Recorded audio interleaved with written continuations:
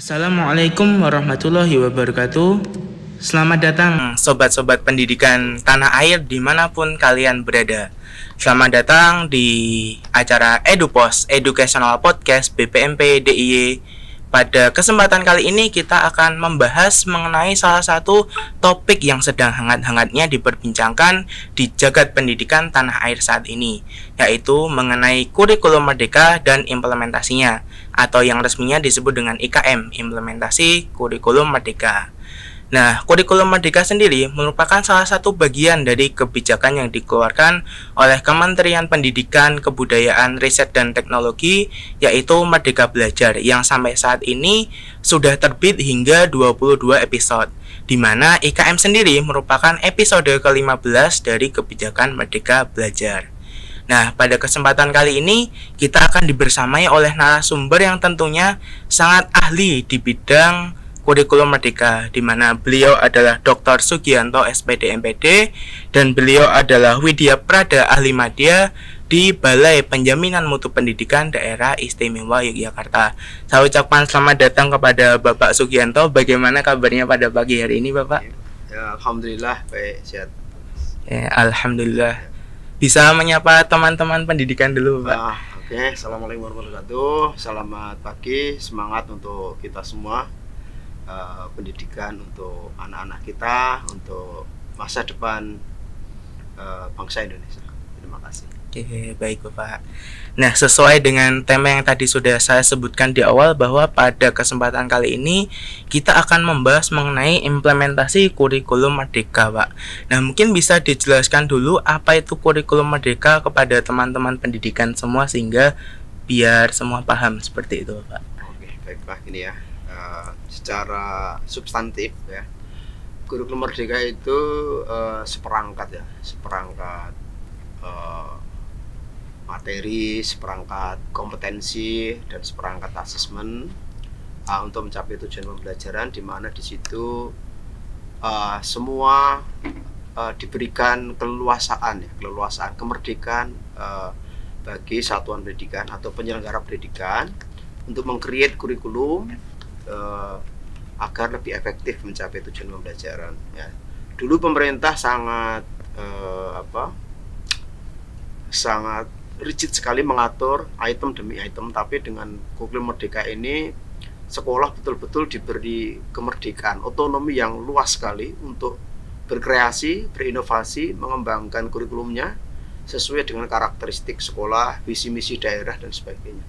Jadi pemerintah hanya menetapkan 3, yaitu struktur kurikulum, lalu capaian pembelajaran, serta prinsip-prinsip asesmen ya. Jadi di luar itu sekolah bisa berimprovisasi, dan ini sudah sangat revolusioner sekali. Bagus sekali, sesuai dengan tuntutan sekarang yang tuntutan pendidikan itu sangat eksponensial. Jadi itu sudah pas sekali saya kira.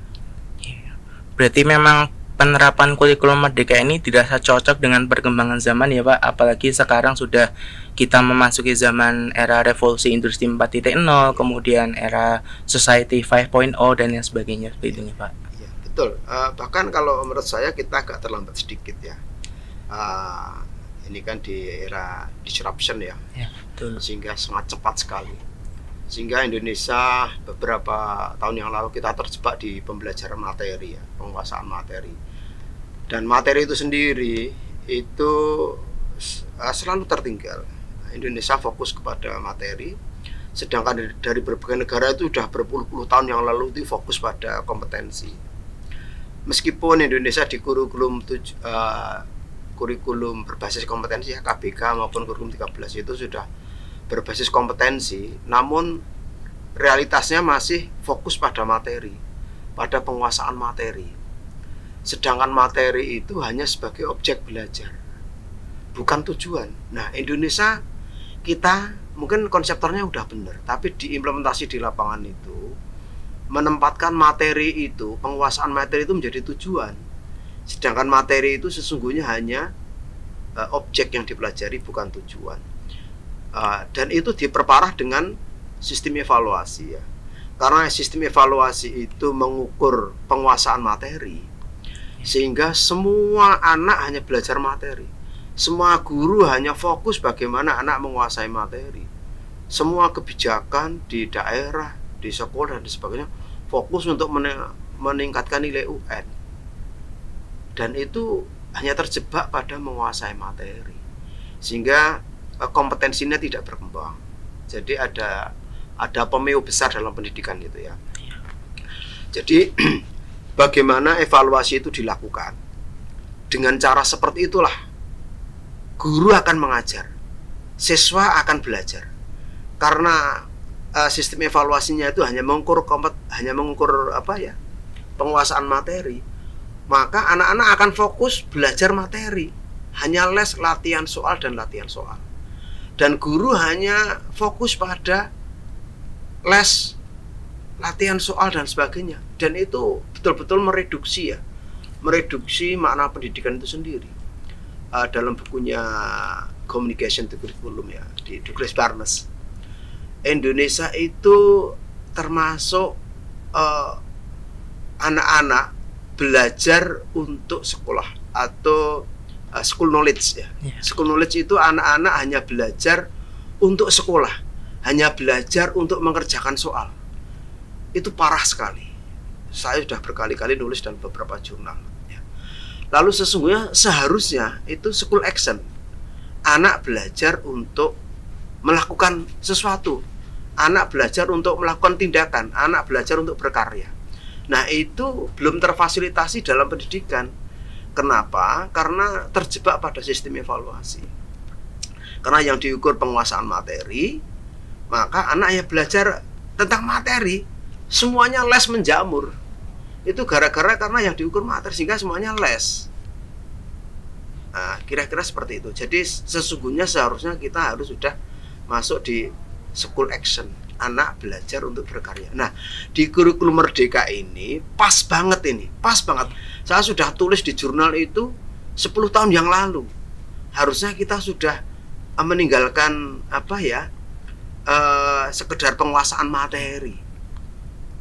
Tapi waktu itu saya juga dikritik keras banyak orang ya, karena saya bicara terlalu berani dan sebagainya.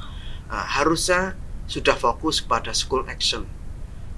Perwujudannya apa? Dalam kurikulum Merdeka ini anak-anak diberi kesempatan melakukan pembelajaran proyek, dan itu lintas materi. Anak bisa mengintegrasikan seluruh kemampuannya, mengaktualisasikan menjadi berkarya. Anak sudah terbiasa berkarya sejak PAUD TK. Ini betul-betul revolusi besar-besaran dalam bidang kurikulum pendidikan. Ini sangat bagus sekali. Berarti memang tujuan kemudian dirumuskannya kurikulum Merdeka ini berarti memang akan berdampak sangat besar untuk melakukan revolusi pendidikan di Indonesia Pak, yang asalnya itu tadi hanya berfokus pada materi-materi saja, tetapi nantinya ketika kurikulum Merdeka ini bisa diimplementasikan secara keseluruhan akan berubah menjadi fokus kepada penambahan skill-skill yang dimiliki oleh pelajar ataupun peserta didik, seperti itu ya Pak? Iya, sebagian seperti itu ya. Pada dasarnya gini ya,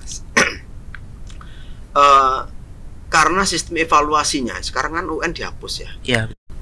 Sehingga ini guru harusnya di sekolah melakukan perubahan-perubahan dalam pembelajaran, tidak sekedar menghafalkan materi, hanya recite, recall, hanya mengucapkan ulang, merecall gitu ya.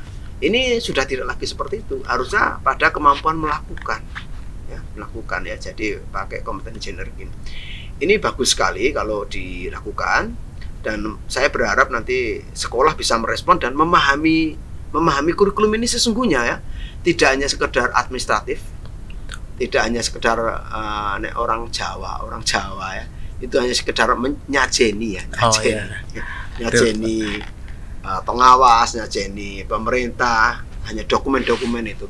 Kita akan terjebak lagi. Maaf, saya sering di berbagai kesempatan saya mengatakan, nanti saya takut anak-anak Indonesia hanya menjadi manusia adalah, kreatif adalah, hanya tahu, pemahamannya tahu ya, kerjasama adalah ya, gigih adalah, tapi mereka tidak tahu apa-apa, hanya tahu pengetahuan tentang itu, tapi mereka tidak punya kreativiti, tidak mampu melakukan kerjasama, tidak gigih, hanya gotong royong adalah gitu ya. Jadi itu konyol sekali kita. Itu kemarin-kemarin tidak perlu kita ulang. Jadi di kurikulum 13 itu, di kurikulum yang sekarang ini dengan pembelajaran proyek itu tidak diajarkan lagi seperti itu, tetapi langsung dikembangkan yang dikemas dalam bentuk proyek P5 itu, sehingga anak udah langsung kerja seperti itu. Jadi ini betul-betul revolusi besar, dan guru mungkin di sekolah masih bingung ya bagaimana menerapkannya itu. Tentu itu tugas BPMP kami juga ya, termasuk BPGB, untuk membantu sekolah melakukan transformasi pembelajaran, perubahan paradigma, bagaimana membelajarkan ya, supaya anak itu tidak menjadi manusia adalah, tapi manusia yang punya efficacy culture, punya kemampuan untuk melakukan. Banyak toh kita sarjana ya, bahkan betul. Kita itu di Indonesia itu hasil penelitiannya itu makin tinggi tingkat pendidikan, penganggurannya makin tinggi. Hasil rilis terbaru tentang penelitian, anak SMK ternyata pengangguran yang terbanyak itu justru dari anak-anak SMK. Ini kan lucu. Mereka sudah diberi keterampilan. Nah, karena keterampilan teknis tidak dibarengi dengan kompetensi generik yang memadai, sehingga ketika ada perubahan tuntutan keterampilan, mereka tidak cepat bertransformasi, tidak adaptif, sehingga bingung dengan contoh ya. Dulu anak-anak SMK itu belajar tentang karburator ya, dengan setelah karburator ada injeksi, setelah injeksi sekarang ada hibrid, sekarang listrik. Nah, kalau yang dipelajari itu hanya keterampilan teknis semata, tidak diiringi dengan kompetensi generik. Ketika anak-anak SMK misalnya, sekarang belajar tentang mobil injeksi katakanlah. Ketika lulus, ternyata mobil injeksi sudah nggak ada. Sudah tidak terpakai lagi, nggak ada bengkel itu lagi. Sehingga kalau kemampuan teknisnya atau hanya penguasaan materi tidak diiringi dengan kompetensi generik, ya akhirnya mereka nganggur lagi. Yang dulu belajar TV tabung, ternyata TV tabung udah begitu lulus sudah habis, nggak ada. Sudah diganti LED seperti itu. Mereka tidak mau beradaptasi. Ya, kemampuan adaptasi dan sebagainya ya, itu harus dikembangkan. Betul. Dan cepat sekali sekarang. Cepat sekali. Lagi memang perubahan zaman saat ini tidak terasa nggih Pak seperti dulu. Sepertinya pada tahun-tahun 90-an, 80-an perkembangan itu masih terasa lambat, tetapi setelah masuk di era abad ke-21 ini begitu cepatnya, sehingga memang betul dunia pendidikan dituntut untuk selalu dinamis dan beradaptasi seperti itu Pak.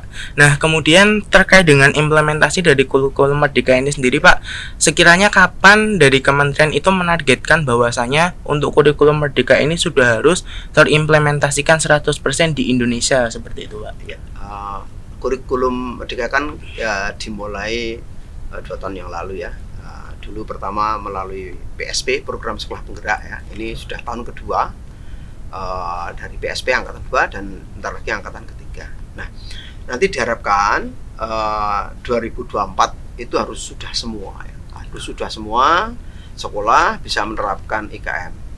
Dan itu harus dengan usaha yang keras ya, harus usaha keras, karena sekarang pendekatannya tidak lagi seperti dulu. Dulu itu kan ada TOT narasumber ya, narasumber. Setelah itu narasumber nasional terbentuk, ada TOT narasumber provinsi, ya, instruktur nasional, instruktur provinsi, instruktur kabupaten. Itu berjenjang terus seperti itu. Nah, sekarang dengan era digitalisasi seperti ini, ada cara yang lebih murah, dan efektif. Di situ orang bisa belajar dengan cepat, bisa belajar dari berbagai sumber, tidak hanya dari instruktur. Nah, dulu kan hanya satu-satunya instruktur. Sekarang kita dibuka secara lebar, yaitu pakai platform Merdeka Mengajar itu. Nah, itu semua guru yang punya akun ID, belajar ID maupun dari Kemenak ID, semuanya bisa belajar secara mandiri di situ. Mereka bisa mengakses ya dari ikut pelatihan mandiri itu di situ disediakan tentang asesmen ya. Itu kalau sekolah belum bisa menyusun itu bisa langsung adopsi. Kalau sudah mengadopsi bisa mengadaptasi atau mengkreasi dan seterusnya. Di situ juga ada perangkat-perangkat ajar, bagaimana menyusun modul ajar, bagaimana menyusun modul project. Bahkan ada contoh-contoh video inspiratif. Dan itu untuk guru-guru yang muda-muda saya kira ya, anak guru-guru milenial itu bisa beradaptasi cepat sekali, bisa belajar ya. Namun mungkin untuk guru-guru yang mungkin ya belum terbiasa belajar dengan IT, mungkin agak terseok-seok, kesulitan ya, kesulitan. Mereka terbiasa menerima secara langsung dari narasumber. Nah, ketika mereka harus belajar sendiri itu bingung. Nah, untuk mengatasi kebingungan itu di PMM itu, platform Merdeka Mengajar itu ada fasilitas namanya di komunitas belajar itu ya. Satu bisa belajar di komunitas ya, learning community, komunitas belajar. Juga bisa belajar, bisa dikonfirmasi apakah pemahamannya itu benar enggak. Untuk mengecek pemahamannya benar enggak itu bisa langsung bertanya pada narasumber yang ada di aplikasi itu. Di menunya itu ada menu narasumber, kita bisa pilih narasumber yang relevan atau yang sesuai dengan jenjang sekolah kita, sehingga bisa dikurasi atau bisa divalidasi pemahamannya, bisa dicek, dikonfirmasi bener nggak pemahaman saya terkait kurikulum Merdeka itu ada fasilitas itu, cuma mau menggunakan nggak seperti itu. Berarti sejatinya dari pemerintah memang sudah menyiapkan berbagai hal yang sekiranya dibutuhkan untuk semua sekolah, baik itu guru maupun murid, dalam melakukan implementasi kurikulum Merdeka ini. Tetapi kembali lagi mau digunakan atau tidak, seperti itu ya Pak. Persis. Nah, kemudian sejatinya Pak, bagaimana cara mengimplementasikan kurikulum Merdeka ini dengan baik, dalam artian apa saja yang sekiranya perlu disiapkan baik itu oleh sekolah, pemerintah, siswa maupun guru, seperti itu Pak. Oke. Yang pertama itu paham dulu ya, memahami dulu filosofi dari kurikulum Merdeka ini, harus betul-betul tahu, dan mengapa asbabun nuzulnya harus tahu ya. Asbabun nuzulnya tahu, karena kurikulum Merdeka ini mengapa diluncurkan itu karena untuk mengatasi loose learning ya. Kita selama 2 tahun kemarin anak-anak betul-betul di rumah itu, kalau dilihat itu perubahan sangat signifikan. Bagaimana anak mudah marah, anak sulit bersosialisasi ya. Anak saya juga seperti itu, juga kami harus terapi gitu ya. Anak sensitif dan sebagainya, itu karena tidak ada interaksi sosial. Mereka belajar hanya melalui WhatsApp. Jarang yang bisa belajar secara pakai video conference dan sebagainya, itu kan tidak banyak. Pakai Google Meet dan sebagainya itu ya tidak banyak. Sehingga ada loose learning. Untuk mengatasi ini, kalau dibiarkan bahaya ini. Sehingga pemerintah itu sigap sekali menerapkan kurikulum Merdeka ini itu untuk mengejar tadi. Sehingga diberi ruang untuk beraktualisasi melalui proyek itu. Dan kurikulum ini simpel sekali. Kurikulum sekarang itu, kalau mungkin teman-teman guru di lapangan itu melihat, loh kurikulumnya kok mudah sekali, cuma kayak gini, nggak mendalam seperti dulu. Oh iya. Ini hanya sekitar 70%. Kalau dibuat hanya 70% lah segitu bobotnya dari kurikulum 13 itu. Namun mereka anak-anak bisa memperdalam materinya ketika mereka melakukan proyek. Jadi bisa dalam sekali, dan melakukan proyek itu sesuai dengan passionnya anak-anak. Jadi seperti itu. Setelah memahami kurikulum itu apa, dan harus yakin bahwa kurikulum itu udah benar ya. Karena ada 2 mazhab ya, 2 mazhab. Yang satu itu namanya standard based education ya, dimana pendidikan itu berbasis pada standar yang sangat ketat. Oh iya. Itu ada beberapa negara seperti itu. Lalu yang kedua itu broad based education ya, pendidikan berbasis luas, berbasis nilai, berbasis kompetensi generik, dan kita sekarang masuk di broad based education itu. Sehingga kembali ke saat tadi, paradigmanya menjadi bahwa materi itu bukan tujuan tapi hanya objek yang dipelajari. Nah, setelah memahami penuh itu, di sekolah harus membentuk namanya komunitas belajar atau komite pembelajaran namanya. Komite pembelajaran. Setelah membentuk komite pembelajaran, kepala sekolah mengajak guru-gurunya. Kalau yang di PSP, itu kan ada fasilitator fasilitator sekolah penggerak, itu langsung didampingi. Kalau di IKM itu nggak didampingi dan tidak mendapat bos kinerja. Kalau di PSP dapat bos kinerja, didampingi oleh pelatih ahli kalau zaman dulu, atau sekarang namanya fasilitator sekolah penggerak. Nah, di IKM itu enggak, mereka dilepas tapi harus belajar sendiri melalui aplikasi PMM itu. Nah, kepala sekolah harus menjadi instructional leadership, ya, harus menjadi pemimpin pembelajaran di situ, pemimpin perubahan di situ. Gimana caranya? Setelah terbentuk komunitas komite pembelajaran, mengajak semua guru harus wajib ya login ke PMM dan menyelesaikan semua topik, semua modul itu dari modul 1 sampai modul 5. Setelah itu harus aksi nyata. Setelah memahami itu full, nah sekolah bareng-bareng menyusun namanya KOSP ya, kurikulum operasional satuan pendidikan, lalu mengimplementasikan. Nah, ketika mengimplementasikan ini kalau ada kesulitan di PMM itu ada narasumber namanya, kurator namanya, kurator. Nah, itu bisa tanya gimana bener nggak. Nah, di samping itu fungsi pengawas sekolah itu mereka punya kewajiban untuk mendampingi sekolah ini dalam mengimplementasikan. Dan itu ada PMO namanya ya, Program Management Office. Nah, kalau ada kesulitan bisa langsung mengupload pertanyaan-pertanyaan itu melalui PMO. PMO itu ada PMO PSP ya, program sekolah penggerak. Kalau saya itu sebagai di PMO PSP. Ada juga PMO Program Management Office di IKM. Nah, itu kalau ketika ada hambatan, nanti PMO tingkat sekolah akan mengatasi. Kalau nggak bisa, PMO kabupaten. Kalau nggak bisa, nanti PMO provinsi. Nggak bisa lagi, PMO pusat. Sudah dibuat berjenjang, memastikan bahwa setiap jenjang itu harus close. Kalau tidak bisa close, masalahnya naik lagi. Seperti itu sudah dibuat mekanisme yang sangat efektif, efisien ya. Mungkin hanya di lapangan saja banyak yang malas. Bisa jadi ya, malas bertanya. Yang dulu bisa langsung bertanya, sekarang harus melalui kayak gitu ya. Mungkin tidak terbiasa ya, itu hanya kultur saja. Nanti dengan seperti ini akan memaksa, dengan kondisi yang IT seperti ini, orang akan dipaksa untuk beradaptasi. Seperti kita dulu handphone nggak bisa, ternyata sekarang semua orang bisa, jadi bisa. Orang jualan saja sekarang udah pakai aplikasi ya, orang-orang kampung. Itu memang harus dipaksa seperti itu. Berarti memang seperti istilah terpaksa kemudian jadi terbiasa ya, seperti ini Pak. Ya, persis, ya. Nah, kemudian tadi Bapak sempat menyinggung adanya komite pembelajaran ya Pak. Mungkin bisa dijelaskan komite pembelajaran itu sebetulnya apa seperti itu Pak? Ya. Komite pembelajaran itu berbeda dengan komite sekolah ya. Nah, dulu kan ada komite sekolah ya, atau dulu ada BP3.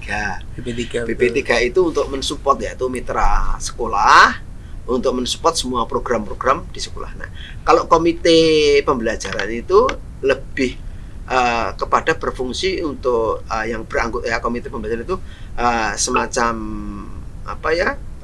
perkumpulan atau komunitas untuk mensupport pembelajaran di sekolah, yang anggotanya itu dari pengawas, kepala sekolah, guru-guru di situ, yang itu fokus pada mensupport pembelajaran. Itu boleh juga dari masyarakat umum yang ahli dalam bidang pembelajaran, ya, bukan tukang stempel anggaran ya. Nah, dulu kan komite biasanya tanda petik diberi label sebagai tukang stempel RAPBS. Nah, komite pembelajaran itu fokus di mensupport implementasi kurikulum ini. Jadi seperti itu fungsi dari komite pembelajaran itu, seperti itu ya. Nah, kemudian setelah berjalan dalam implementasi kurikulum Merdeka ini Pak, sekiranya apa saja kendala yang dirasakan dalam implementasinya seperti itu Pak? Oke. Satu, sebetulnya kultur ya. Teman-teman di sekolah itu kan, guru itu juga ada yang dari yang muda-muda sekarang sampai dari yang tua yang tidak terbiasa dengan belajar melalui aplikasi ya, melalui internet dan sebagainya. Itu hasil di lapangan itu ditemukan banyak teman-teman guru di lapangan, ya tidak semuanya lah, tapi cukup banyak, datanya kami ada. Itu kan harus sekolah untuk belajar IKM itu kan harus masuk ke PMM. Semuanya harus login. Nah, setelah login mereka harus belajar dari modul 1, modul 2 atau topik 1, 2, 3 itu urut. Modul 1 dari melihat video, lalu mereka latihan, setelah latihan mereka refleksi. Kalau itu sudah selesai masuk topik 2 terus itu berjenjang. Mereka tidak bisa melompati dari modul 1 langsung lompat modul 4, nggak bisa. Itu sudah dibuat sekuen, urut sesuai dengan sekuen kemampuan kompetensi. Nah, ini seharusnya seperti itu, tapi rupanya kita masih terbiasa untuk sesaji ya. Hanya untuk nyajeni pemerintah atau nyajeni sekolah. Mereka yang penting login. Mereka hanya login saja. Itu sebagai formalitas saja. Formalitas saja, hanya login saja, lupa kalau mereka harus belajar. Nah, ini terkonfirmasi. Kami ketika di lapangan banyak guru-guru itu kami sudah login, Pak. Hanya login saja, tapi tidak mempelajari modul 1, 2, 3, 4 dan sebagainya. Ada sebagian yang seperti itu. Nah, ketika mereka malas untuk belajar melalui PMM itu, mereka belum paham tapi harus mengimplementasikan, sehingga malpraktek. Bang, mereka nggak paham, belum paham, tapi sudah harus mengimplementasikan, kan lucu. Maka komunitas atau komite pembelajaran di sekolah itu mendorong semua warga sekolah, utamanya pendidik, untuk belajar bersama-sama melalui PMM itu, dan harus tuntas. Itu bisa saja secara formalitas itu cepat sekali, videonya nggak ditonton selesai, langsung di skip seperti itu. Skip bisa itu. Yang penting secara formalitas bisa hijau semua. Tapi itu kan akhirnya tidak memahami. Ya, betul. Ya, misalnya kita ngaji lah, saya itu belum ngaji tuntas tentang wudhu, sudah harus berwudhu. Akhirnya kan kalau wudhu itu kan hanya tangan atau wajah, rambut, kaki, daripada susah nyebur saja itu kan sudah basah semua. Itu lebih baik dari wudhu. Mungkin pemahaman yang salah seperti ini bisa menjadi sholatnya tidak sah. Nah, seperti itu banyak kami menemukan di lapangan. Teman-teman di lapangan itu hanya sebatas login saja, tidak bisa belajar sampai tuntas. Dan kemarin alhamdulillah saya cek lagi ke lapangan. Saya kemarin di Sleman, di provinsi, itu alhamdulillah sudah banyak sampai ke modul 5 dan sudah mengunggah aksi nyata. Namun belum divalidasi, sehingga masih dinyatakan belum tuntas. Padahal itu sudah selesai mereka. Nah, itu saya kira itu. Baik, Pak. Berarti memang bisa dibilang semua warga sekolah, baik itu dari sekolah sendiri, dinas, kemudian pengawas, memang berperan penting ya dalam implementasi kurikulum Merdeka ini ya, Pak. Nah, kemudian Pak, pada saat implementasi kurikulum Merdeka ini kan berarti kita beralih dari yang namanya kurikulum 13, kemudian setelah ada pandemi itu kurikulum darurat, dan sekarang kita mau beralih ke kurikulum Merdeka. Nah, bagaimana pendapat Bapak sendiri terkait perpindahan dari kurikulum 13 ke kurikulum Merdeka ini yang sepertinya memang di lapangan masih belum terimplementasi dengan baik seperti itu, Pak? Iya, oke. Jadi gini ya, pendidikan yang kalau kita sederhanakan itu kan namanya kurikulum. Betul. Kurikulum itu sifatnya adalah melihat ke depan ya, bersifat proyektif. Kurikulum, semua kurikulum harus bisa memproyeksikan kompetensi apa yang diperlukan anak itu ke depan. Misalnya, kita mendidik anak SD anak usianya katakanlah 6 tahun, mulai 6 tahun atau 7 tahun. Kita harus tahu ketika anak itu usianya 6 tahun, kira-kira 20 tahun lagi, itu kan anaknya 26 tahun. Ketika 26 tahun kan mereka harus masuk dunia kerja. Nah, kurikulum itu didesain untuk mampu mengembangkan kemampuan anak tadi supaya bisa hidup 20 tahun yang akan datang. Sehingga kurikulum yang kita sampaikan sekarang, kompetensi yang kita bangun sekarang itu yang akan digunakan 20 tahun yang akan datang. Sebegitu orang kurikulum kayak dukun jadinya, kayak dukun. Jadi harus mengembangkan seperti itu. Sehingga karena 20 tahun, kalau dulu mungkin perkembangan dunia itu tidak secepat ini. Begitu ada artificial intelligence AI, itu cepat sekali mengakselerasi perubahan, itu sangat cepat ya. Hitungannya bisa jadi dulu itu sebuah teknologi itu bisa bertahan 4 tahun, 5 tahun. Sekarang enggak, mungkin bulanan ya. Bulanan berganti lagi.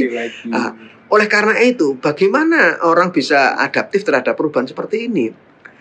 Nah, oleh karena itu, guru harus memahami kondisi itu, bahwa kurikulum memang harus berubah dengan cepat. Guru harus merespon setiap perubahan, lalu mengubah gaya, merubah cara mengajarnya, mengubah kurikulumnya. Sehingga bahwa kan kalau di Inggris itu kurikulumnya bukan seperti mereka cepat sekali. Kurikulum itu hanya seperti binder itu. Jadi ketika ada perubahan, ada yang perubahan yang di bagian mana ya? Copot saja, ganti ini. Itu biasa sekali. Setiap tahun berganti-ganti, nggak masalah. Nah, kalau kita itu kan di Indonesia itu, kalau saudara lihat di sekolah-sekolah atau di mana, mungkin ya tidak semua sekolah ya. Itu KTSP itu seperti kitab suci, ditaruh di almari yang kaca itu. Dicetak seperti skripsi itu, tebal, kemudian cetakannya bagus sekali. Nggak berani merubah itu kalau seperti Al-Quran, kitab suci aja. Nah, sesungguhnya kurikulum itu memang harus dinamis, harus segera merespon setiap perubahan, sehingga itu mindset teman-teman di lapangan harus berubah, bahwa setiap perubahan harus direspon dengan kurikulum, karena itulah satu-satunya cara pendidik dalam membantu siswa mengabdikan hidupnya untuk anak-anak. Jadi tetap harus harus terbiasa untuk menghadapi perubahan. Ya. Istilahnya kalau dalam orang manajemen itu tidak ada yang abadi. Yang abadi adalah perubahan itu sendiri. Saya kira itu. Ya. Nah, kemudian terkait dengan tadi ya Pak, kita di dunia pendidikan memang harus bisa adaptif, harus bisa bersifat dinamis dengan semua perubahan. Tapi sering sekali kita temui kan Pak, di dunia pendidikan itu katakanlah ada istilah setiap ganti menteri pasti ganti kebijakan, di mana bahwasanya bisa jadi memang ketika adanya pergantian kebijakan utamanya kurikulum itu adalah sebagai bentuk adaptasi tadi. Nah, tetapi kan respon dari kebanyakan insan pendidikan, utamanya mungkin tenaga pendidik di Indonesia itu kesannya, wah, kenapa harus cepat sekali bergantinya, padahal ini belum selesai diterapkan sudah berganti. Betul. Menurut pendapat Bapak sendiri bagaimana dengan konsepsi seperti itu, Pak? Ya, itu bagus sekali ya. Mungkin kita boleh seudon seperti itu, tetapi realitas di lapangan seperti sekarang ini ada loose learning, memang harus melakukan perubahan kurikulum. Kalau tidak, bahaya sekali untuk anak-anak. Dan anak-anak laki-laki hanya terjebak pada materi lagi. Dan itu sudah menjadi suatu keniscayaannya, keharusan. Bahkan kalau saya karena kalau dulu itu misalnya, kalau dulu ya belum ada artificial intelligence ya, itu mungkin perubahan itu akan berubah, dunia itu 5 tahun baru berubah. Dulu kalau kita punya radio, itu kan awet sekali ya. Betul. TV juga awet enggak. Sekarang TV itu setiap tahun sudah ada model baru. Handphone juga hanya tiap bulan ada. Itu kan cepat sekali. Nah, kalau dulu mungkin kurikulum itu bisa berlaku sampai 10 tahun ya, kurikulum 75, kurikulum 2006, KBK itu agak panjang, 2006 sampai 2013, itu kan lama sekali ya. Lalu 2013 belum selesai, lalu ada kurikulum merdeka. Nah, sesungguhnya ini kalau menurut saya bisa jadi kurikulum itu tidak perlu menunggu menteri baru. Melihat perubahan, tren perubahan yang akan terjadi. Kalau perlu 2 tahun ganti nggak apa-apa, karena harus segera merespon, harus responsif. Katakanlah sekarang, besok ada bagaimana orang bersosial, Itu orang sekarang alat antar handphone kan tidak berkomunikasi ya. Besok ini sudah akan terjadi bahwa antar perangkat elektronik itu mereka bisa berinteraksi. Antar laptop itu ternyata generasi ke depan itu bisa berinteraksi antar pesawat, dan itu mereka pakai bahasa mereka sendiri, pemrograman, dan itu sangat berbahaya. Sehingga kecepatan perubahan ini harus segera direspon melalui kurikulum. Tidak perlu gonta-ganti tidak harus menunggu ganti menteri. Yang itu sebuah keniscayaan harus ketika ada perubahan yang fundamental harus segera direspon dengan perubahan kurikulum, sehingga sesuatu yang sangat penting dilakukan oleh kementerian ya, oleh teman-teman di lapangan, harusnya guru-guru di sekolah, kepala-kepala sekolah, pengawas itu harus punya kemampuan untuk mengembangkan kurikulum secara mandiri. Begitu ada perubahan ini, saya merespon dengan perbaikan kurikulum. Ya, tidak perlu menunggu dari pemerintah kalau perlu. Dan sekarang diberi keleluasaan untuk melakukan perubahan itu. Jadi mungkin itu pandangan yang seperti adik tadi sampaikan, bisa jadi tanda petik pandangan politis bisa gitu ya. Oh, yeah. Nah, orang-orang politis menggoreng dan sebagainya bisa jadi seperti itu. Tapi secara pendidikan, kurikulum harus selalu berubah seiring dengan tren perubahan yang terjadi. Harus seperti itu. Kalau perlu setahun sekali nggak apa-apa. Seperti itu. Harus merespon dengan cepat. Gitu. Berarti memang sejatinya yang benar, atau apalagi di dunia pendidikan terkait dengan kurikulum sendiri, memang responnya harus cepat seperti itu ya Pak. Memang apalagi seperti yang sudah kembali dijelaskan tadi, bahwasanya saat ini ya perubahan itu begitu cepatnya, sehingga memang salah satu adanya kurikulum merdeka ini dibebaskan seperti itu ya Pak. Dalam artian ketika di sekolah, kemudian mulai dari guru, pengawas, dinas dan lain sebagainya memang dibebaskan, karena tadi harapannya ketika memang ada perubahan bisa langsung otomatis tanpa harus menunggu ganti menteri ataupun arahan dari pusat seperti itu.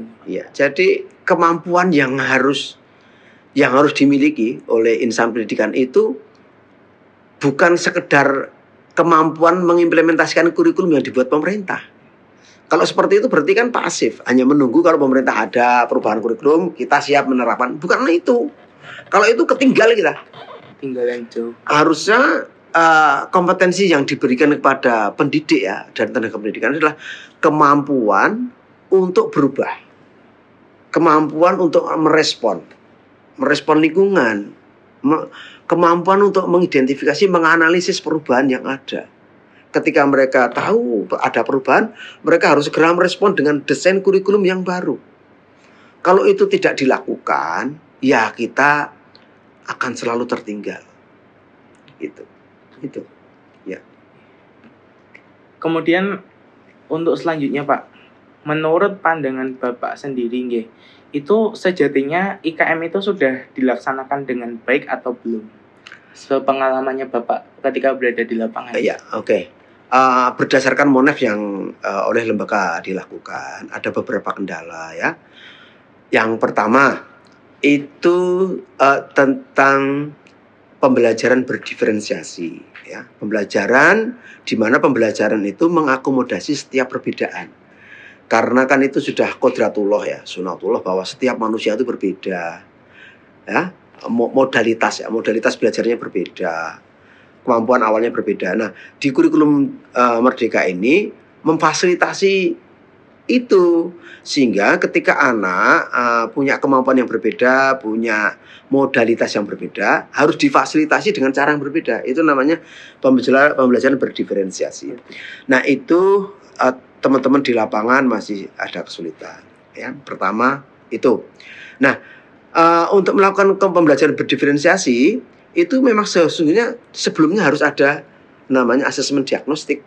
Jadi entry point pertama itu asesmen diagnostik. Nah, asesmen diagnostik ini banyak yang melakukan itu malah seperti pretest itu, padahal bukan seperti itu. Asesmen diagnostik itu ada asesmen kognitif, ada asesmen non kognitif.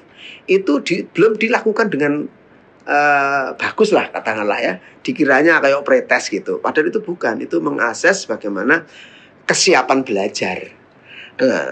Dari asesmen diagnostik itu menghasilkan rekomendasi. Rekomendasinya apa? Berupa perlakuan-perlakuan apa yang harus dilakukan untuk mengakomodasi perbedaan-perbedaan kesiapan belajar tadi. Nah, itu belum dilakukan dengan baik ya. Memang sebagian sekolah sudah banyak ya, sudah ada yang tapi lagi-lagi karena teman-teman di PMN hanya sekedar login saja. Padahal asesmen diagnostik itu sudah disediakan di PMM itu. Mereka tinggal menggunakan. Nah, kalau mereka tidak puas dengan apa yang sudah disediakan di dalam PMM, mereka bisa mengkreasi, berinovasi ya, mengadaptasi dari situ, membuat yang lebih bagus, bisa dibuat lebih bagus, diterapkan di sekolah. Itu bisa cetak maupun bisa secara online. Itu kalau mau belajar di PMM secara penuh itu sudah cukup banyak ya. Sudah cukup banyak, itu bahkan itu bisa dikatakan mungkin kita tidak siap banjir ya. Teman-teman di sekolah mungkin tidak siap banjir informasi. Jadi confused, otaknya confused. Dari sini informasi ini, ada webinar sana, ada sini, bingung. Manajemen berpikir ya. Itu kalau tidak dikelola pasti bingung. Sehingga kemampuan manajemen berpikir ini memang penting ini fungsi kepala sekolah, komite pembelajaran untuk mengkondisikan itu, dan di bawah bimbingan daripada pengawas. Seperti itu yang terjadi ya. Yang pertama asesmen diagnostik, sebetulnya padahal sudah ada, tinggal menggunakan. Yang kedua pembelajaran diferensi. Yang ketiga itu pelaksanakan profil pelajar Pancasila. Nah, itu masih ada yang masih ditemukan beberapa sekolah miskonsepsi ya. Dikiranya itu P5 pembelajaran proyek itu dikiranya seperti prakarya, seperti KI 4 kalau kurikulum 13, yaitu keterampilan, dikira pelajaran keterampilan, padahal itu sama sekali bukan seperti itu. Berbeda konsepnya. Ya, dikiranya proyeknya setiap mapel, padahal itu harusnya lintas mapel. Dikiranya pembelajaran proyek itu harus di sekolah terus, padahal enggak, itu pembelajaran informal. Anak-anak bersama-sama, ada pembimbing gurunya, berkelompok, merencanakan proyek, misalnya membuat misalnya di Jogja itu ada gudeg banyak, bagaimana kita membuat gudeg crispy ya. Misalnya seperti itu, proyeknya membuat gudeg crispy, lalu mereka merencanakan, mensurvei dulu, mengidentifikasi bahan, setelah membuat bahan, uji coba, uji sensoris ya, uji makanan enak enggak. Setelah itu dikemas, bagaimana pengemasannya, dijual, menganalisis usaha, mereka latihan menjual di marketplace. Banyak sekolah yang dikiranya itu hanya seperti sekedar pelajaran, padahal tidak. Di situ itu latihan merencanakan, ya, latihan desain, latihan memasarkan, gitu ya, uji coba rasa, kalau perlu uji lab di LIPI, di laboratorium biologi ya, kandungannya berapa persen karbohidratnya. Nah, itu makin dalam. Yang biasanya itu misalnya ini anak SMP tidak tahu bagaimana cara menghitung kandungan gizi ya, bagaimana menghitung kadaluarsanya gimana. Nah, di kurikulum 13 itu memang sederhana kurikulumnya, tetapi mendalamnya di mana? Ketika mereka melakukan proyek, lalu mereka misalnya menghitung kandungan gizi itu di pelajarannya nggak ada memang, tapi mereka akan belajar ketika mereka melakukan proyek. Mereka terpaksa belajar dengan komunitas praktisi namanya. Boleh. Jadi kalau guru tidak mampu jangan lakukan sendiri. Silahkan menggandeng komunitas praktisi, bisa dosen yang masak gudeg misalnya Yujum ya. Belajar langsung sama Yujum boleh sekarang. Itu bisa diundang sekolah atau anak-anak langsung ke tempatnya Yujum. Lalu kita tambahi di tempat Yujum itu kan gudegnya seperti itu. Sementara gudeg crispy belum ada. Saya buat gudeg crispy yang awet, lebih awet, bisa di kemana-mana. Orang Indonesia yang di Amerika, di berbagai negara bisa ekspor. Nah, kemampuan merancang, melakukan, menjual lalu mengevaluasi produk saya, itu seperti itu harusnya. Tapi banyak ada yang mereduksi hanya seperti membuat vas bunga dari plastik dan sebagainya. Nah, ini konyol. Nah, ini oleh karena itu kalau mereka mau belajar PMM dengan penuh itu akan lebih memahami. Apalagi dibimbing oleh teman-teman pengawas di lapangan. Dan kalau masih kesulitan lagi, mereka bisa bertanya pada narasumber di PMN atau menyampaikan masalahnya pada PMO, Program Management Office di sekolah. Kalau nggak mampu, nanti masuk di kabupaten, nggak mampu nanti di provinsi. Ya, kami akan memfasilitasi. Memang kalau ada kesulitan, nanti kami akan terjunkan tim kami untuk membantu itu mendampingi sekolah untuk mengimplementasikan itu. Dan tentunya kami ada human sharing ya dengan BPGB DIY tentunya bisa membantu teman-teman di sekolah seperti itu.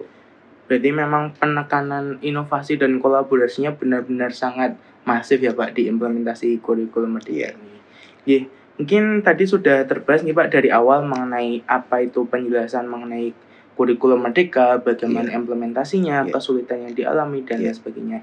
Mungkin terakhir Pak, Bapak bisa memberikan closing statement kepada teman-teman insan pendidikan di Indonesia mengenai topik bahasan pada kesempatan kali ini. Oke. Yang pertama perlu dicatat, semua insan pendidikan, bahkan semua masyarakat, di era disruption seperti ini harus siap untuk selalu berubah. Siap menghadapi setiap perubahan. Guru, siswa, dan sebagainya. Dan sekali lagi, kita jangan lagi hanya school knowledge. Jangan lagi anak-anak hanya belajar untuk sekolah. Seperti zaman dulu kalau UN itu seperti monster. Sehingga anak-anak itu stres itu. Maka indeks kebahagiaan anak-anak Indonesia itu rendah. Anak-anak harus belajar dengan senang, gembira. Karena kalau orang ketika melakukan sesuatu, memperoleh kebahagiaan, mereka akan mengulang-ulang. Seperti kan teori psikologisnya, teori perilakunya. Seperti itu. Sehingga kita harus selalu siap untuk berubah. Dan kita, untung para pendidik itu kan dapat dua untungan. Yang pertama ilmu yang bermanfaat, itu menjadi amal jariah kita. Yang kedua tentunya ya gaji. Maka harus bersyukur, diniatkan untuk beribadah. Kalau niatnya benar, insya Allah Tuhan akan memberikan. Sekali lagi, jangan transaksional. Ketika mengajar, melakukan perubahan itu jangan transaksional. Saya dibayar berapa, saya dapat apa. Ketika orang itu untuk melakukan berbuat sesuatu itu transaksional, Allah juga akan transaksional. Tapi ketika orang itu sudah tidak transaksional lagi, tidak ngitung lagi, maka Allah juga tidak akan ngitung lagi rahmat, tidak akan ngitung lagi balasan pada kita. Allah akan memberikan kemudahan pada kita dari arah yang tidak pernah terbersit dalam pikiran kita. Saya kira itu. Terima kasih sekali kesempatan ini. Ya. Baik, terima kasih juga Bapak telah menyempatkan waktunya untuk hadir di episode podcast kali ini. Mungkin cukup sekian teman-teman pendidikan untuk topik bahasan pada kesempatan kali ini mengenai implementasi kurikulum Merdeka. Jangan lupa klik subscribe, kemudian like dan share videonya supaya apa yang telah kita bahas pada pagi hari ini itu bisa diakses oleh banyak orang dan semuanya bisa menjadi paham mengenai bagaimana pengimplementasian kurikulum Merdeka yang tepat. Nah, cukup sekian. Terima kasih. Wassalamualaikum warahmatullahi wabarakatuh. Salam pendidikan. Ya, terima kasih.